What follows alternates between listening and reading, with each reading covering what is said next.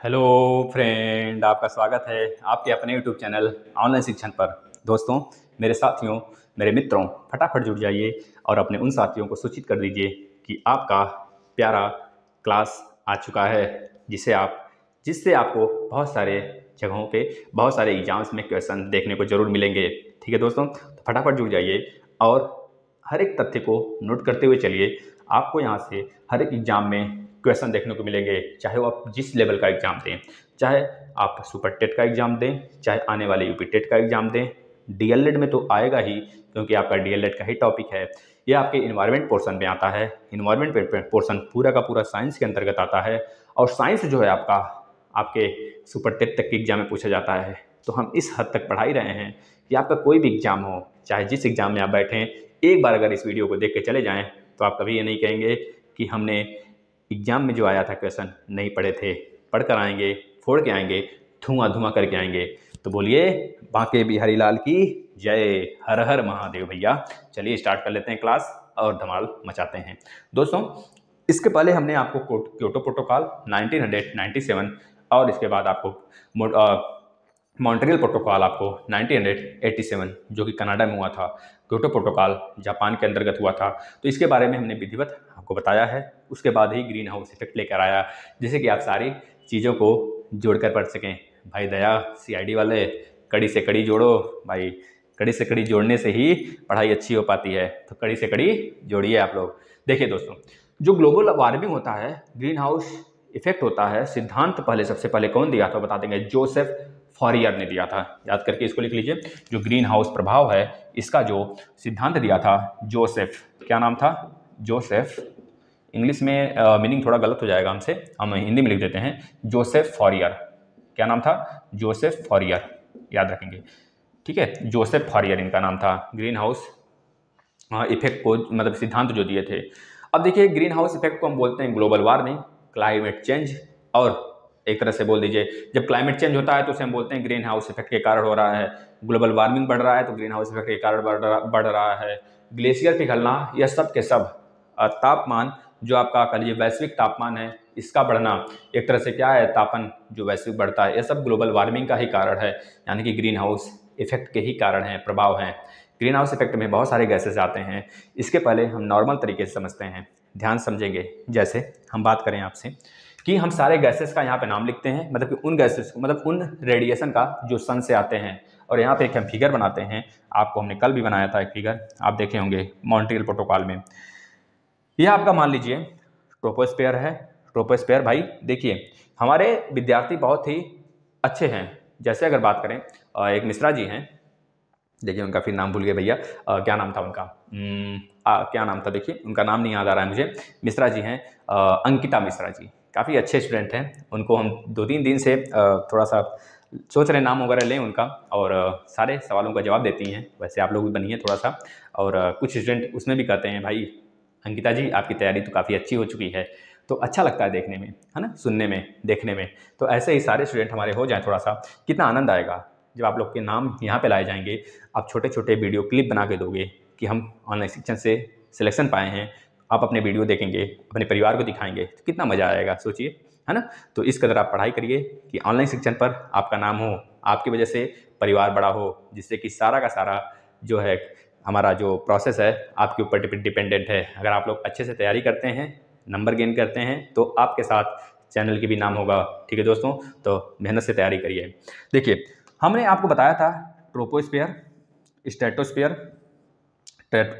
Stratosphere, mesosphere, ionosphere और exosphere जो होता है। एक्सोस्फेयर मतलब कि बहिर्मंडल होता है, जिसको हम बोलते हैं यहाँ पे हल्की गैसें पाई जाती हैं, और ये काफ़ी विस्तृत होता है। ठीक है दोस्तों, और नीचे से ट्रोपोस्फेयर का देखा जाए तो क्षोभमंडल जो होता है दोस्तों, मात्र 10 किलोमीटर तक होता है, लेकिन 8 से 9 किलोमीटर तक होता है, लेकिन ध्रुवों पर 10 किलोमीटर तक होता है। ट्रोपोस्फेयर के बाद आ जाता है स्ट्रेटोस्फेयर। तो स्ट्रेटोस्फेयर में अगर देखें दोस्तों, तो यह लगभग 50 किलोमीटर होता है। ओजोन परत का 90% स्ट्रेटोस्फेयर में पाया जाता है, यानी कि समताप मंडल में पाया जाता है, और 10% हमारा ट्रोपोस्फेयर में पाया जाता है। उसके ऊपर हमारा आ जाता है मेसोस्फेयर। मेसोस्फेयर में अगर देखा जाए तो नीचे से लगभग 60 से 40 मतलब कि 80 किलोमीटर के आसपास में होता है। फिर इसके बाद अगर हम भूप्रपट्टी से सारी जितनी भी डिस्टेंस है हम भूप्रपट्टी से मेजर कर रहे हैं। भूप्रपट्टी से आयनोस्फीयर का देखा जाए तो यहाँ पे जो दोस्तों होता है लगभग 400 से 600 किलोमीटर का डिस्टेंस होता है, ऊंचाई होती है। लेकिन अगर उसके ऊपर चले जाएँ तो ये आ जाता है हमारा बहिर्स्फीयर, जो कि हमारा जहाँ पे हल्की गैसें बहुत सारी पाई जाती हैं, जहाँ का टेम्परेचर बिल्कुल नगण्य होता है और वहाँ पे इन्वायरमेंट बिल्कुल नहीं होता है ना। ये बातें हमने आपको कल बताया था। अब इसी ट्रोपोस्फीयर में जैसे कि हम बात करें, इसको विरेज करते हैं और हम जिस इन्वायरमेंट में रहते हैं उस इन्वायरमेंट का नाम है ट्रोपोस्फीयर, क्योंकि सारी मौसमी घटनाएं इसी बीच हमको देखने को मिलता है। और यहाँ पे सन की लाइट है, और सनलाइट जब आती है दोस्तों यहाँ पे तो कुछ लाइटें होती हैं जो कि रिफ्लेक्ट हो जाती हैं। लगभग 30% रेज होते हैं ना, रेज होते हैं जो किरण होते हैं वह रिफ्लेक्ट हो जाते हैं, जो कि बेहद हानिकारक होते हैं। हमारे पृथ्वी पर आने की वजह से कुष्ठ रोग जैसे कुष्ठ यानी कि चर्म रोग, चर्म कैंसर उत्पन्न कर सकते हैं। अनेकों डिजीज हमारे जीना हराम कर सकते हैं, हमारी यहाँ तक कि मृत्यु हो सकती है तुरंत की तुरंत। और कुछ रेज होते हैं जो कि छन कर हमारे ट्रोपोस्फीयर में आ जाते हैं, आ तो जाते हैं और बाद में निकल भी जाते हैं। लेकिन कुछ कारणवश जैसे बादल हो गया, जैसे कि कुछ मौसमी घटनाएं घट गई, इस कारण से यह रेज क्या करते हैं अंदर के अंदर ही रह जाते हैं और इन रेज के कारण ही वापस रिफ्लेक्शन होता है। इस तरह के रिफ्लेक्शन के कारण हमारा अर्थ जो होता है बिल्कुल हीट हो जाता है। अर्थ हीट होना जायज़ है, अर्थ हीट होना जायज़ है। अगर अर्थ हीट नहीं होगा, टेम्परेचर उसका बढ़ेगा नहीं, हम लोग सर्वाइव नहीं कर पाएंगे, क्योंकि यहाँ पे बहुत ज़्यादा ठंडी पड़ेगी और ग्लेशियर्स वगैरह हर जगह जमने लगेंगे, जिससे कि मानव का सर्वाइव करना बिल्कुल कठिन हो जाएगा। लेकिन जब यह हीट आता है अंदर और हमारे अर्थ को बहुत ही गर्म कर देता है, गर्म मतलब कि हल्का, जितना चाहिए उतना गर्म कर देता है, जिससे कि यहाँ पे मानव जीवन सर्वाइव हो सके या फिर जिया जा सके। और जब यही रेज बहुत ज़्यादा मात्रा में आ जाते हैं और जितना इनको रहना चाहिए टेम्परेचर उससे कई गुना ज़्यादा हो जाता है टेम्परेचर, तो उसी को बोलते हैं वैश्विक तापन। याद रखेंगे दोस्तों। अब आपको एक एग्जांपल देके समझाते हैं। जैसे कभी आप कार वगैरह से घूमते हैं, जैसे हम लोग जाते हैं कभी ना, तो कार जो होता है दोस्तों, कार में जब हम लोग बैठे होते हैं या फिर कार जब निकल जाते हैं बाहर या फिर कार धूप में खड़ी हो, तो धूप में देखेंगे कि बहुत ज़्यादा धूप होने की वजह से कार के अंदर तो रेडिएशन आ जाते हैं। एक चीज़ और बताएंगे आपको, जो हमारे यहाँ कह लीजिए कि टेम्परेचर का माध्यम है सन से, वो रेडिएशन का माध्यम है। याद रखेंगे, रेडिएशन के कारण ही सन से जो लाइट होती है अर्थ पे आ पाती है और सारी चीज़ों को हीट कर पाती है ना। हमने आपको साइंस में पढ़ाया था, साइंस में एक टॉपिक है आपका, इसी क्लास में हमने पढ़ाया था आपको टेम्परेचर में संवहन, कंडक्शन, मतलब कि कंडक्शन, कन्वेंशन और रेडिएशन, तीनों चीज़ें हमने आपको पढ़ाया है, आप पढ़िए उसको। अब देखिएगा, जैसे आप कार में कभी गए, कार में क्या हुआ, धूप बहुत तेज़ है और धूप के अंदर आपने सारी जो दरवाजे हैं, सारे विंडोज़ हैं, सब बंद किए हैं, क्लोज किए हैं, आप किसी काम को कर लिए। उसके बाद जब कार में जाके बैठते हैं तो आपको गर्माहट फील होता है। क्यों? क्योंकि कार के अंदर तो एनर्जी आ जाती है, कार के अंदर तो ताप आ जाता है, लेकिन निकलते वक्त वो नहीं जा पाता है, पूरी तरीके से नहीं जा पाता है। कुछ जाती हैं, कुछ उसी में अपना क्या करती हैं बेटा, उसी में रिफ्लेक्ट होती रहती हैं, जिससे कि पूरी कार गर्म हो जाती है। कभी आपने देखा होगा, अगर साइकिल से हम लोग जाते थे तो साइकिल की गद्दी गर्म हो जाती थी, उस ससुरा को पानी हम लोग डालते थे और गर्म हो जाता था ससुरा। जैसा कि आपको पता है ना, घर में जब गर्मी का मौसम आता है तो हम लोग छत पे जब सोने जाते हैं तो बाल्टी बाल्टी लेके पानी गिराते हैं, जिससे कि छत ठंडा हो जाए, फिर उस पर बिस्तर बिछा के आराम से सोएं। भैया क्या आराम मिलता है। लेकिन आपको पता होना चाहिए, जब आप उस पर पानी डालते हैं तो वहाँ से उतना ही एनर्जी बाहर आता है ना। ये सब कुछ और कारण होते हैं। अब देखिए यहाँ से, जैसे आपने कार में बैठा तो टेम्परेचर आपको गर्म लगा, उसी तरह सेम कंडीशन होता है हमारे अर्थ का। अर्थ के ऊपर पूरा एक परत है, ओजोन परत दोस्तों। वह ओजोन परत एक काम करती है, जितने भी यूवी रेज होते हैं, यानी कि ultraviolet rays, X rays, gamma rays, cosmic किरण, इंफ्रारेड जिसे बोलते हैं, दृश्य किरण बोल लीजिए, दीर्घ रेडियो वेव्स, है ना, मतलब कि आपके दीर्घ रेडियो किरण हो गए, आपके लघु रेडियो किरण हो गए। इन सब को क्या करती है दोस्तों, ये रिफ्लेक्ट करती है। लेकिन कुछ गैसेस इसी में जो होते हैं मात्र 30% को रिफ्लेक्ट कर पाती है पूरी तरीके से। अगर ये 30% जो होते हैं बहुत ही हानिकारक होते हैं। अगर ये पूरे के पूरे हमारे अर्थ पे आ जाते तो जीवन संभव नहीं होता। लेकिन 30% रिफ्लेक्ट होता है और कुछ आ जाते हैं, यही सारे गैसेज होते हैं, यही सारे रेज होते हैं जो हमारे अर्थ को लिमिट से ज़्यादा गर्म कर देते हैं, है ना दोस्तों। अब देखिए आपको एक टर्म बताते हैं, ध्यान से देखिएगा। सबसे ऊपर आता है गामा रेज, इसके नीचे आता है एक्स रेज, एक्स रेज आता है दोस्तों, गामा रेज, ये सब के सब सन से आने वाले रेज के नेम हैं। आप इसको लिख लेंगे, जितने भी किरण होते हैं सब के सब आते हैं और आपके एग्जाम में भी पूछे जाएंगे, इस टॉपिक से क्वेश्चन 100% पूछे जाएंगे, आप लोग देखिएगा। इसके बाद आ जाता है यूवी रेज, अल्ट्रावायलेट रेज जिसे बोलते हैं, इसमें 7 रंग आते हैं, है ना। आपका विविगोर से आप निकाल सकते हैं, सबसे ऊपर रेड होता है, सबसे नीचे वायलेट होता है, जिसे बैगनी बोलते हैं, याद रखेंगे भैया। इसके बाद नीचे की अगर बात करेंगे और नीचे, यूवी के बाद आ जाता है visible, visible, visible, visible raise यानी कि दृश्य किरण, दृश्य किरण, दृश्य किरण। इसके बाद इंफ्रारेड, इंफ्रारेड यानी कि कॉस्मिक रेज आ जाते हैं, इंफ्रारेड, इंफ्रारेड जिसे बोलते हैं दोस्तों, याद रखेंगे। इंफ्रारेड के कारण, इंफ्रारेड रेडिएशन के कारण ही हमारा अर्थ गर्म हो पाता है। तो आपसे यहाँ से क्वेश्चन पूछा जाता है, कौन सा ऐसा रेज है जिसके कारण हमारा अर्थ जो है गर्म होता है, तो बता देंगे इंफ्रारेड। इंफ्रारेड एक गैस है भैया, रेडिएशन है कह लीजिए, जिसके कारण जो सन से आती है, तो इसी के कारण हमारा अर्थ जो है वैश्विक तापन के अंतर्गत आ जाता है, या फिर गर्म हो जाता है अपने मात्रा से कुछ ज़्यादा। जब गर्म हो जाता है तो उसे हम बोलते हैं ग्रीन हाउस इफेक्ट या फिर वैश्विक तापन, याद रखेंगे। दीर्घ रेडियो, मतलब इसके बाद दीर्घ आ जाता है, दीर्घ रेडियो वेव्स, फिर इसके बाद लघु, लघु आ जाता है, लघु रेडियो किरण, ये चीज़ याद रखेंगे।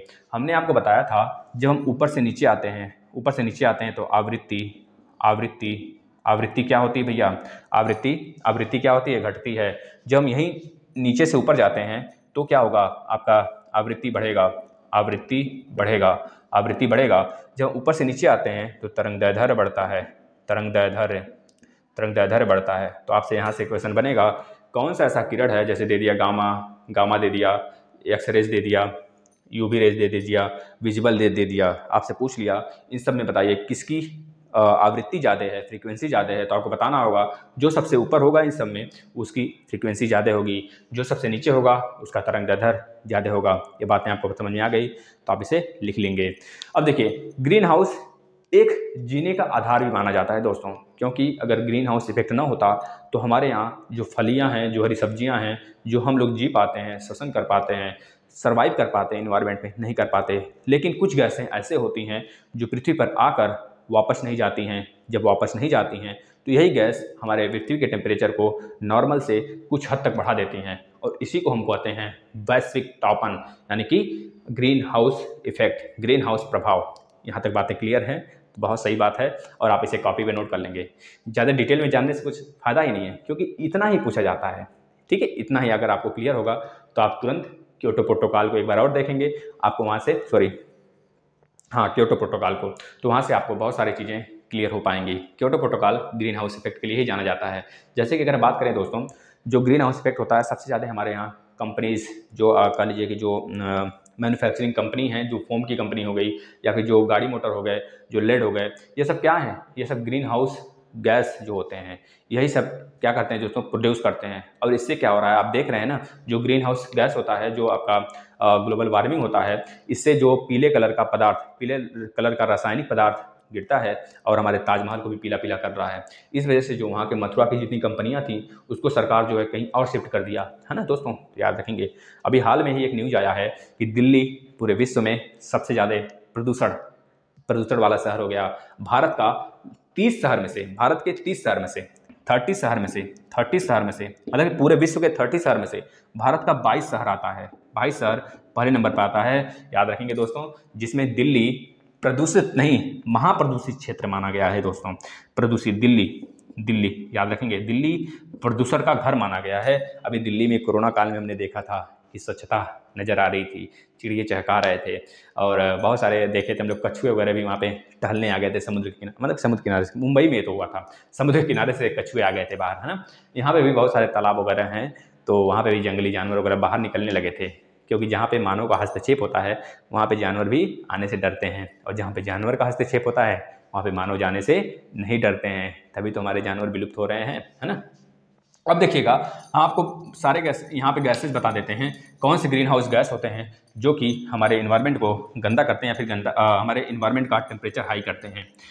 तो मुख्य मुख्य गैसें हैं, आप उसे नोट कर लेंगे। जैसे कि वाटर वेपर, वाटर वेपर मुख्य गैस में आ जाता है। वाटर वेपर, वाटर वेपर है दोस्तों। वाटर वेपर मतलब कि जो वाष्प होता है, जो वाष्पन होता है, वाष्प, जैसे कि इसका योगदान होता है 57 से 72% तक ये होता है हमारे इन्वायरमेंट में।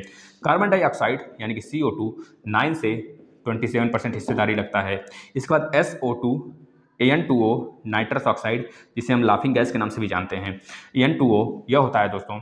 इसके बाद आ जाता है CFC क्लोरोफ्लोरोकार्बन, याद रखेंगे, इसकी भी हिस्सेदारी होती है। इसके बाद मेथेन होता है CH4, इसकी हिस्सेदारी 4% से 9% के आसपास में होता है। फिर उसके बाद ओजोन गैस का होता है, ओजोन गैस यानी कि O3 की भी हिस्सेदारी होती है हमारे वैश्विक तापमान को बढ़ाने में। तो याद रखेंगे इसका जो दोस्तों होता है 3% से लेकर 7% के बीच होता है, याद रखेंगे। इसके बाद कर लीजिए कुछ आर्टिफिशियल केमिकल्स हो गए, जैसे कि फ्रीऑन गैसेस हो गए, जो हम लोग अपने फ्रिज में यूज करते हैं, कूलर में यूज करते हैं, अपने रूम क्लीनर में यूज करते हैं। तो ये सारे गैसेस हो गए जो कि हमारे इन्वायरमेंट के टेम्परेचर को बढ़ा देते हैं, है ना दोस्तों, जिसको हम लोग ग्लोबल वार्मिंग के नाम से जानते हैं या फिर वैश्विक तापन के नाम से जानते हैं। इसी को देखकर 1997 में एक होता है क्योटो प्रोटोकॉल होता है, क्योटो प्रोटोकॉल होता है, और इसके आगे आपको सारी चीज़ें हम समझाए हुए हैं, आप देख लेंगे। अब देखिए, अगर बात करें highest carbon emission, highest carbon emitting country कौन सी है, तो बता देंगे, मतलब हाईएस्ट सबसे ज़्यादा कार्बन का प्रोड्यूस कौन सा देश करता है, तो बता देंगे चाइना करता है। चाइना कितना करता है सर, पूरे देश का ससुराई 30% कार्बन निकालता है। इसको तो दौड़ा के मारना चाहिए। इसके बाद दोस्तों, क्योंकि बहुत ही पाजी है ससुराई, ये कोरोना भी लाता है और देखो कितना ज़्यादा कार्बन निकाल रहा है ससुराई। इसी के चलते सारा देश परेशान है ना। 1 साल परेशान था, हमारे बच्चे परेशान थे, कोई वैकेंसी नहीं आ रही थी। 1 साल तो इसी तरह चला गया, जैसे लगा कि हम लोग सो के बिता दिए, है ना। इससे बढ़िया है कि 1 साल हम लोग माँ के पेट में चले गए होते, तो कम से कम अंदर रहते तो पता चलता नहीं, कुछ नहीं पता चलता, है ना। तो याद रखेंगे चाइना, बेटा चाइना हो गया। चाइना के बाद याद रखेंगे भैया, इसके बाद भैया चाइना के बाद दूसरे नंबर पर आ गया यूएसए दोस्तों। याद रखेंगे जो यूएसए है, ये तो अपने आप को बहुत ज़्यादा समझता है, लेकिन यह 15% हिस्सेदारी रखता है पूरा कार्बन एमिटिंग में।